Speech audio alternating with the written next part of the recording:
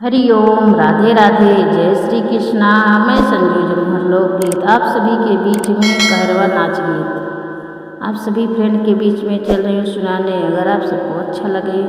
तो please like subscribe share करें और कमेंट बॉक्स में बताएं कि यह कहरवा गीत आप सबको कैसा लगा। कहाँ मिले लाल चूड़ी, कहाँ मिले कंगना, कहाँ मिले लाल चूड़ी, कहाँ मिले कंगना, कहाँ हो मिले ना, वो कहाँ हो मिले ना, दिल लगना बला मुआ, कहाँ हो मिले ना, दिल लगना बला मुआ, कहाँ हो मिले ना। कहाँ मिले लाल चूड़ी, कहाँ मिले कंगना, कहाँ मिले लाल चूड़ी, कहाँ मिले कंगना, कहाँ हो मिले ना, कहाँ हो मिले ना, दिल लगना बला मुआ, कहाँ हो मिले ना, दिल लगना बला मुआ, कहाँ हो मिले ना।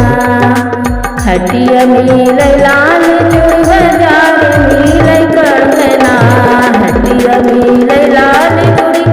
बाजार मिले कंगना, हो ससुरवा मिले ना, हो ससुरवा मिले ना, दिल लगना बला मुआ, ससुरवा मिले ना, दिल लगना बला मुआ, ससुरवा मिले ना। के पहिरे लाल चूड़ी, के पहिरे कंगना, के हो पहिरे लाल चूड़ी, के पहिरे कंगना, के हो पहिनैना, हो के हो पहिनैना, दिल लगना बला के कर हवे ना, के कर हवे ना, दिल लगना बला मुआ, के कर हवे ना, दिल